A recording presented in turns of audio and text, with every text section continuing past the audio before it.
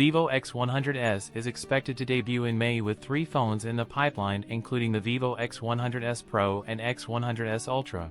We have some exclusive photos of the upcoming Vivo X100s. We previously heard that Vivo is going with a new, flatter design and moving on from the curvy X100, and these photos confirm it. The X100s has a flat frame with a textured finish and a lightly curved 2.5D rear glass panel. The camera island has a knurled ring and 4 cameras. The camera system is seemingly unchanged from the X100, which entails a 15 to 70mm setup with a 15mm ultra-wide, a 70mm periscope, and a 50MP f/1.6 main camera. It has a flat-edge display and a similar color scheme. The power button and volume keys are located on the right side of the phone. Vivo X100s is expected to feature a FHD Plus display with a 1.5K pixels resolution. The Vivo X100s is tipped to come in 3 color options: white, black, cyan, and titanium.